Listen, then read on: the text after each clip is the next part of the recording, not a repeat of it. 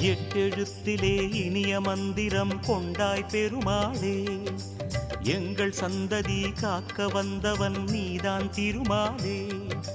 கஷ்டம் நீக்கிடும் கருணை தெய்வமே கலியுக பெருமாளே, காலம் காலமாய் காவல் தந்திடும் கோகுல திருமாலே.